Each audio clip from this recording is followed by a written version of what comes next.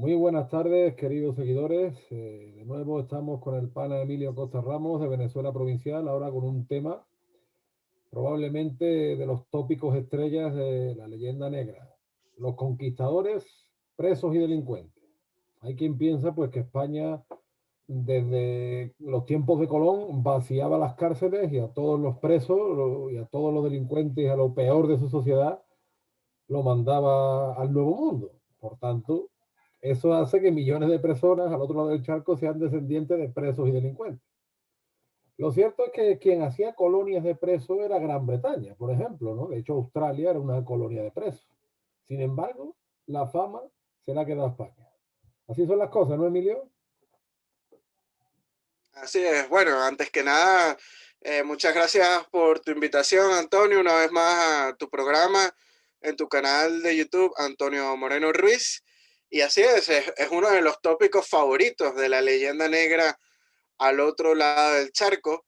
Yo cuando emigré a Venezuela con 7 años, en la escuela primaria, en segundo grado, en una de las clases de historia lo primero que te decían es que, bueno, los colonizadores que llegaron a Venezuela y a América, pues eran todos presos y delincuentes y locos también. No sé de dónde habrán sacado los locos. Se habrán inspirado en Fidel Castro cuando enviaba a los locos a Miami, ¿no? De Por ejemplo. psiquiátricos. Pero bueno, No, pero es perdona, uno de los clásicos en la educación, sobre todo primaria. perdona que Sí, te dime. interrumpa porque en el caso concreto de Venezuela, tú sabes quién puede tener influencia. Francisco Herrera Luque, cuando escribe Bobes el Urogallo, Ujú, él sí, digamos, insinúa o también en su teoría de los pasajeros de Indias, que vinieron muchos locos en la época de la conquista y el poblamiento, y, o sea, no tanto locos, sino gente que se volvió loco, como por ejemplo fue López de Aguirre. Yo creo que exageró, como ujú. exageró y deformó la personalidad de Bobes. A ver, si uno lee Bobes el Uruguayo, como novela está muy bien. El problema es lo que tú decías en programas anteriores, que esa novela, Como novela es excelente, pero como historia es claro, y sin embargo esa deprimente. novela se ha escogido pues como una especie de tratado histórico irrefutable. Y yo creo que Sí, eso que tú dices a mí me ha venido a la memoria, que de repente Francisco Herrera Luque ha tenido cierta influencia en añadir los locos a los presos y los delincuentes. De repente, yo lo dejo caer, ¿no? no, sí, Herrera Luque, sus obras son de cabecera en Venezuela, lamentablemente, como yo siempre lo digo, como novelista es un gran novelista, pero está basado mucho en la ficción, muy poco en la realidad, ¿no? Y suele deformar no solo a personajes como Boves, sino también a lo que fue el proceso de la conquista y la colonización. Espero que no se nos molesten hoy porque estamos hablando de poblamiento de las Américas.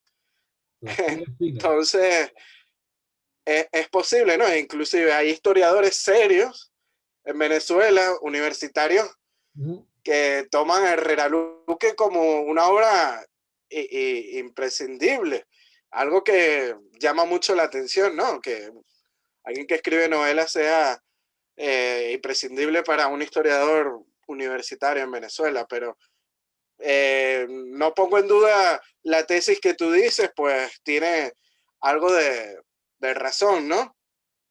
Pero bueno, hay que decir, Antonio, que hay que empezar desde el principio, y el principio es los viajes de Cristóbal Colón, ¿no?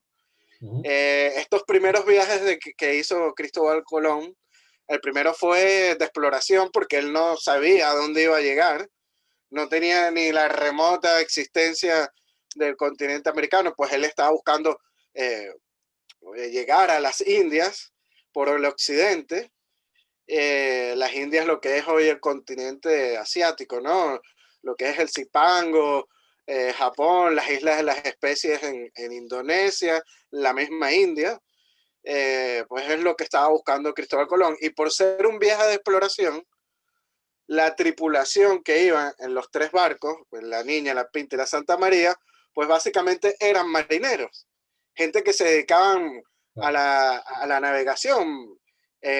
No había ningún preso ni ningún delincuente, ¿no?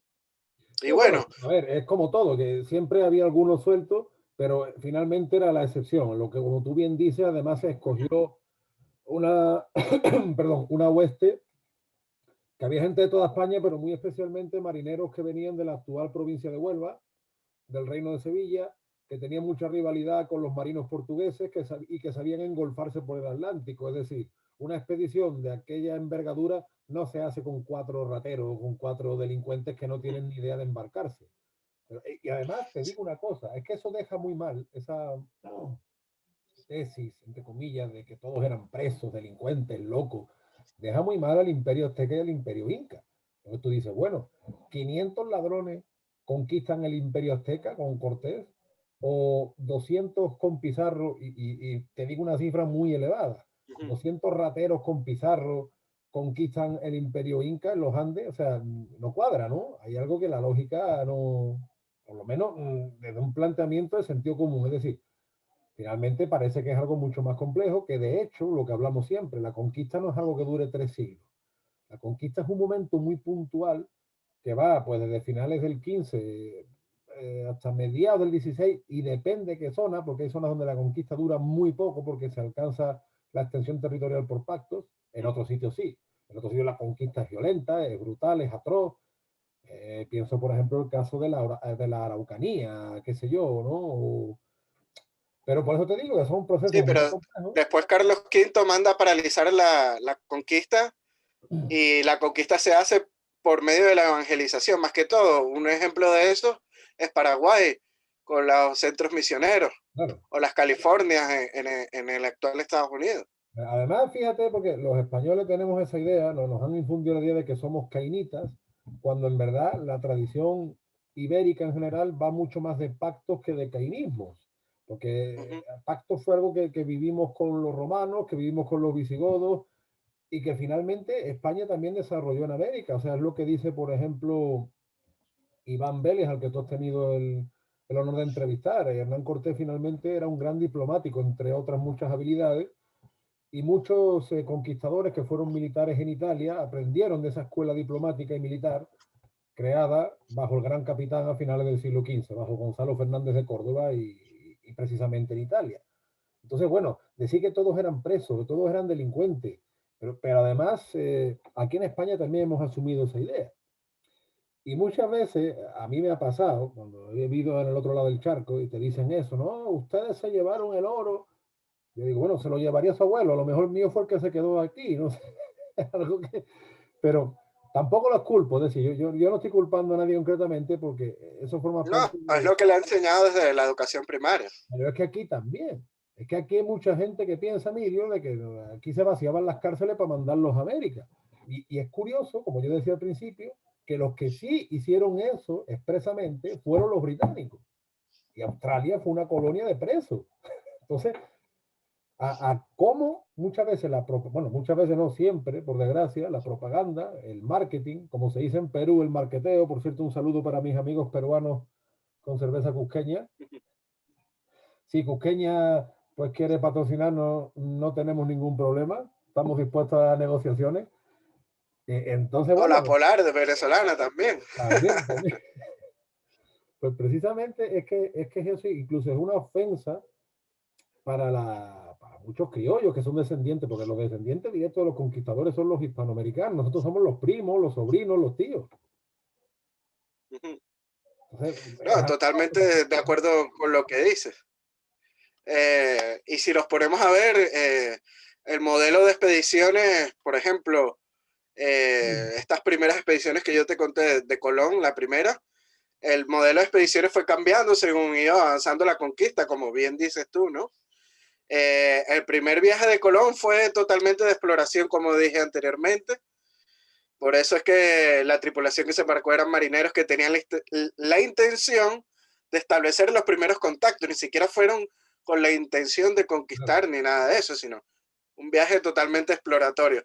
Ya en el segundo viaje, de 1493, sí fue una expedición de poblamiento, compuesta por una tripulación que pudiera planificar otras expediciones desde un punto de asentamiento. En ella viajaron a América aproximadamente 17 barcos con un total de 1.500 hombres, de diversos oficios. Entre ellos resaltan 390 entre capitanes, contramaestres, pilotos y marineros, 550 soldados, escuderos, ballesteros y piqueros, 270 herreros, albañiles, aserradores, barberos, boticarios, carpinteros, tejedores, escribanos, herreros, mineros, plateros, sastres, y 105 religiosos, contadores, veedores, reposteros, alguaciles, traductores, mayordomos, ingenieros también para poder levantar las edificaciones, porque esas ciudades que se levantaron, pues, no lo iban a levantar unos presos, Claro. no nos iban a levantar unos locos que no tuvieran conocimiento de nada. Igualmente con la primera tripulación que viajó con Colón, que era marinero, para poder viajar por el gran océano, pues hay que tener unos conocimientos de astronomía, científicos, de ubicación, que un preso o un delincuente, pues obviamente no lo iba a tener. Y bueno, igual con los herreros para hacer diversos tipos de instrumentos, hay que tener un conocimiento. ¿Por qué este periodo de colonización o de conquista tuvo éxito? Pues porque lo realizaron gente preparada, y por eso es que se pudo desarrollar, y en menos de 100 años casi todo el continente pues se colonizó, ¿no, Antonio? Claro, además, date cuenta, como tú, añadiendo lo que tú bien dices, primero que la monarquía hispánica se preocupó de documentarlo absolutamente todo. Por eso, España, la historia de España sigue atrayendo a tantos investigadores franceses, británicos, estadounidenses. Tú no puedes hacer lo mismo con Francia e Inglaterra porque no tuvieron esa preocupación documental. Y en esa preocupación documental, como tú bien estás exponiendo, pues el poblamiento fue muy heterogéneo porque fue absolutamente de todo, porque precisamente la monarquía hispánica para crear ciudades, porque como bien dice nuestro amigo Francisco Núñez del Arco, fue en base a las grandes ciudades que se articuló toda la América española, siguiendo el modelo romano, pues necesitaba de todo, necesitaba carpintero, necesitaba astillero, necesitaba boticario. Pronto emprendieron muchos pequeños negocios que fueron los peninsulares, los que en Venezuela se conocían como blancos de orilla. Y todo eso está muy bien documentado. Eso no quiere decir que, por supuesto, no se colaran polizones, que no se colara gente de malvivir, pero que no fue la monarquía hispánica la que vació las cárceles. Quien sí hizo eso fue la Gran Bretaña, pero no España. Entonces, bueno, vamos a otra cosa. Una vez hicimos un programa sobre un aspecto desconocido como fue los conquistadores indios, los conquistadores negros, la generación de conquistadores mestizos. Es decir, que los conquistadores no solo fueron españoles recién llegados de Europa, españoles que asimismo muchas veces venían con gentes aliadas de España como griegos, italianos o irlandeses, sino que hubo conquistadores negros, como el caso de Juan Garrido en México y la Florida, como el caso del mulato Miguel Ruiz en el Perú, como el caso del negro Juan Valiente en Chile, y los aliados indios, que fueron tan conquistadores como Cortés. Mestizos también, como Francisco Fajardo. Fajardo. En el Río de la Plata tenemos gobernadores criollos desde la primera generación, como Hernandaria Saavedra. En el norte de América, que ahora le han derribado la estatua, el criollo Juan de Oñate, que se casó con una mestiza. Es que Francisco de la Hoja en Venezuela, que nació en Bogotá, era un criollo. Claro, y volvemos a lo mismo, o sea, fue algo mucho más orgánico y mucho más complejo. Y toda esa complejidad no la hace una banda de rateros. O sea, eso es imposible, es impensable. No, y hay que tomar en cuenta que de los datos que yo di anteriormente, el resto de la tripulación, porque faltan números, ¿no? De los que he dicho, que dice que el resto de la tripulación eran las esposas de estos profesionales junto con sus hijos y sirvientes.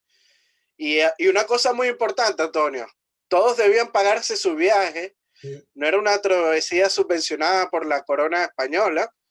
O sea, que un delincuente, un reo, no iba a tener suficiente dinero o suficiente poder económico para pagarse un viaje de esta magnitud al otro lado del océano.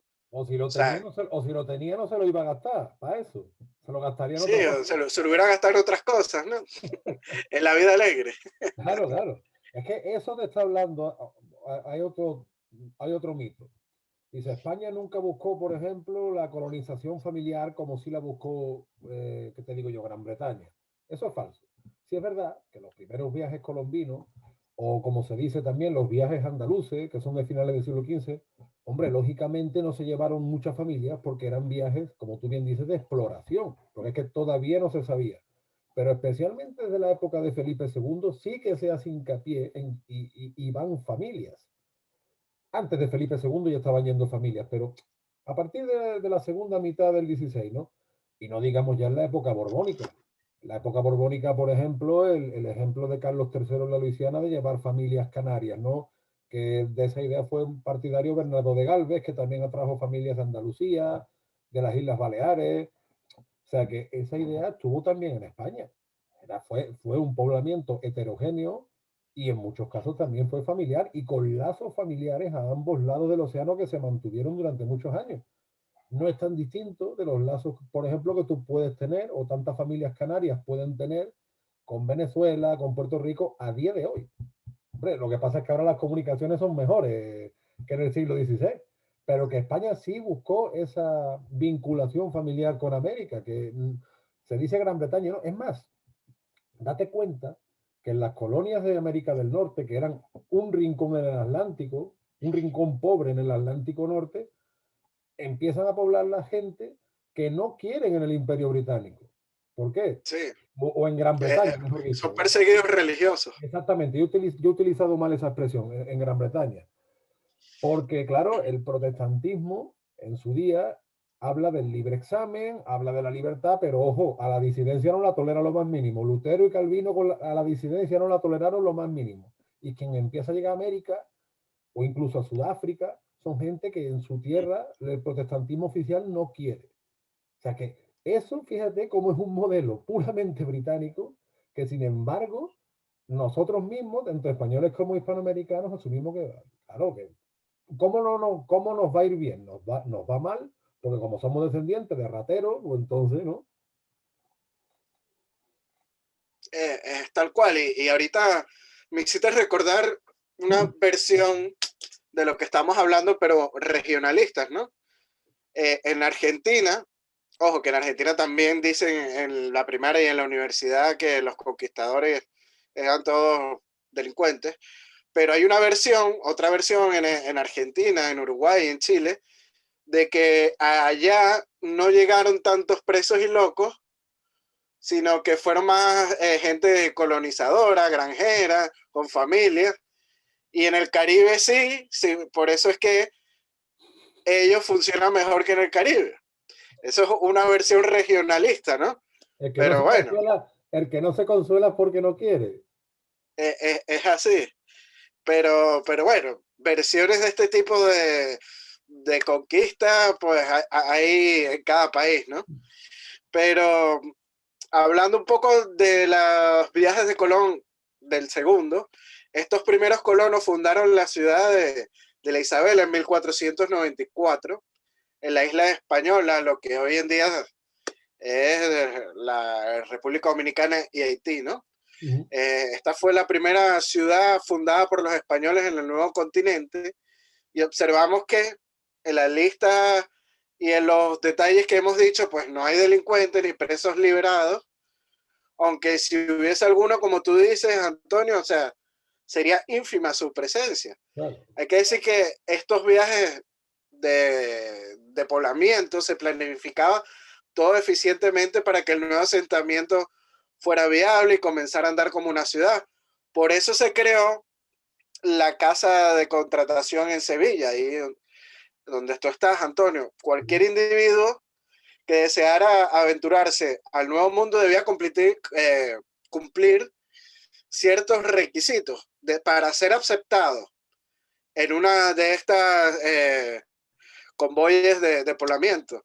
Es lo más parecido a una visa para cruzar el Atlántico. Sí. Entre las exigencias que se pedían debían tener referencias de buena conducta y no poseer antecedentes penales. O sea, que un preso no podía viajar. Claro. Por la Casa de Contratación de Sevilla, que era el organismo que organizaba todas estas expediciones desde Sevilla al Nuevo Mundo. Y además la Casa de la Contratación era, aparte de controlar ese monopolio comercial andaluz americano, fue una gran escuela de pilotos por la cual pasó Américo También. Vespucio, o sea, como que fichaba a los mejores marineros de la época. La península A tenía Magallanes lo ficharon también. planes, claro. España además tiene una tradición marinera, por supuesto, con Portugal. Portugal tiene la escuela de Sagres. En España hay muy buenos marineros en la zona del Cantábrico, en Vizcaya, luego los marineros andaluces, o sea que al final volvemos a lo mismo, que era algo muchísimo más complejo. Que se cuelan delincuentes, sí, pero se cuelan por determinadas corruptelas o como excepcionalidades. O sea, no fue la política de España llevar delincuentes y como hemos dicho, es que no cuadra con lo que luego se hace en América, cuando precisamente quienes llevaban delincuentes a conciencia, delincuentes y gente que ellos no querían, por motivos que fueran, fueron los británicos. Pero Sí, fíjate. porque Australia era un territorio súper lejano en el cual los colonos normales pues no querían ir, y entonces lo que pensó la corona británica fue, bueno, pues entonces para poblar esas tierras pues tendremos que llevar a estos presos, ¿no? Que visto lo visto, porque date cuenta la lógica. Si la lógica es que a nosotros nos va mal porque siempre hemos sido unos ladrones, coño, con perdón, Australia entonces, Australia debería estar en el cuarto mundo, ¿no? Pero sin embargo no es así. Sería el infierno de Dante, ¿no?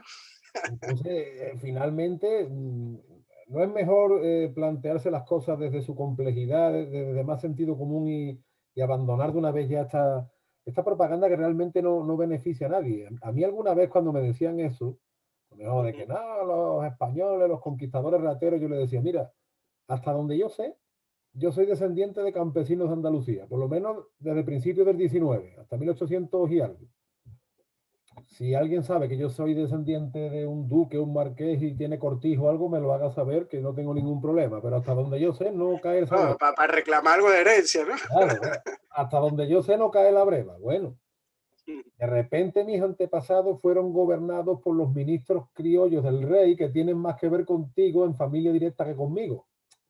Pasa que, claro, cuando tú planteas estas cosas, como que tanto españoles como hispanoamericanos, parece que le estás hablando en chino, porque finalmente estamos tan dañados por la propaganda que es difícil, la verdad. Pero bueno, para eso está nuestra labor, ¿no, Emilio?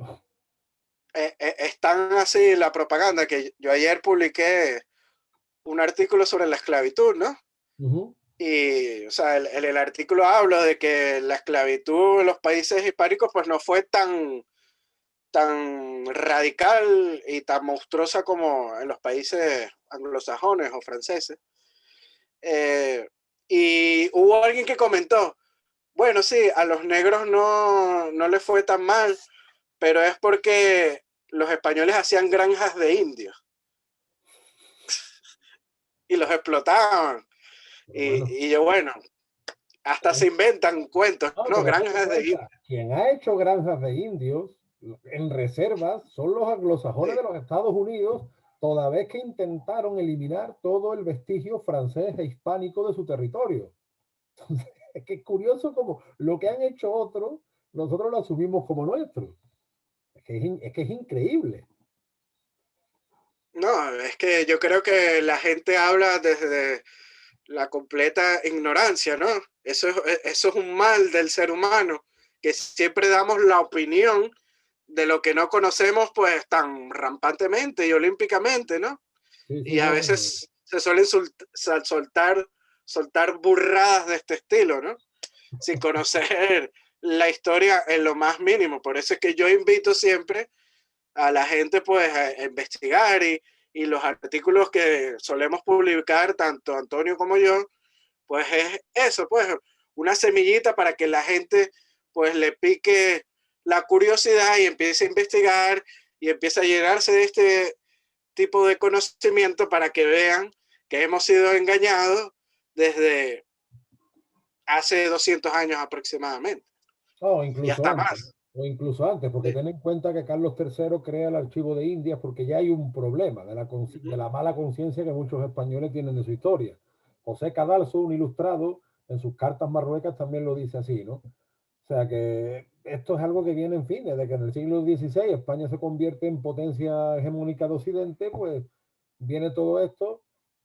Lamentablemente es una cosa a la que no le hemos prestado demasiada atención y además jugamos con, entre comillas, una ventaja y una desventaja. Es que todo lo nuestro está documentado. Y eso ha traído a muchos a sesgar incluso la documentación. Pero bueno, son, en fin, son gajes del oficio, como decimos. Los conquistadores, pues eran gente muy heterogénea, gente de su tiempo. Los pobladores que fueron a América, más de lo mismo, fue absolutamente de todo. Naturalmente se cometen errores como en toda empresa humana. Yo lo que quisiera, entre comillas, que esa supuesta sensibilidad, pues la hubiera también con otros imperios, porque yo no veo que nadie, por ejemplo, cuestione los pobladores que trajo Roma a España, o los pobladores que trajo el imperio babilónico sobre el oriente, o el imperio chino sobre sus vecinos, o los pobladores que trajeron los hunos sobre toda Europa, ¿no? Aquí parece ser que el único país que ha Bueno, los mismos conquistado fue España, ingleses, ¿no? o los mismos ingleses, claro. Parece Que ser. la colonización en África no es muy buen ejemplo, ¿no? No, bueno, y date cuenta el genocidio o sea, que cometieron contra los Boers, que eran blancos y protestantes, o sea, y no les tembló el pulso en aniquilarlos como chinches, ¿no? Entonces, bueno, O, o la colonización belga en el Congo, que Congo, hasta le cortaban las extremidades a los esclavos que trabajaban en la empresa del caucho, ¿eh? entonces, claro, tú dices, bueno, es que resulta que el manido tópico de los conquistadores, pues nos hace ver como que los españoles somos la encarnación del mal absoluto sobre la tierra y somos algo a erradicar, porque al final, si tú te fijas, por ejemplo, incluso en los separatismos modernos, cómo funciona la psicología, es por eso. Como somos un error histórico, como somos el mal absoluto, pues merecemos desaparecer y convertirnos en otra cosa. Y todo esto viene pues de esa psicología, de esa conciencia, o esa mala conciencia que nos han inculcado artificialmente, que por desgracia muchas veces no se ha sabido, no se ha querido responder y nos encontramos en un punto complicado. Pero bueno, para eso estamos, Emilio, ¿no? Para poner nuestro granito de arena, o por lo menos morir en el intento. No, así es, y hay que decir que esas divisiones, esas balcanizaciones, lo que trae es el debilitamiento de la sociedad, el empobrecimiento de ella y que en la unión está la fuerza. Hace 200 años con las guerras de secesiones o independencias hispanoamericanas, pues lo vimos, ¿no? La destrucción de un gran estado, el cual era ejemplo y potencia en muchas cosas, y nos dividimos en 20 republiquetas, incluida España, en Sí, la cual no tiene ninguna significación ni ninguna importancia a nivel global, y yo creo que es hora de, en vez de estar dividiéndonos por tonterías como esta, pues buscar la unión porque tenemos más cosas en común de las que nos pueden separar. Entonces. así es. Pues nada, un tema muy interesante sobre el que Emilio ha escrito en su página Venezuela Provincial, también Capitanía General de Venezuela en Facebook. Sigamos investigando, sigamos profundizando en esta historia común y compartida, ¿no? Los conquistadores pues, no eran presos, no eran delincuentes. La conquista, de hecho, fue un periodo probablemente más breve y más complejo de lo que hay en nuestro imaginario colectivo. Sigan a Emilio, también está bastante activo en Instagram, ¿verdad, Emilio? Como Venezuela Provincial, ¿no?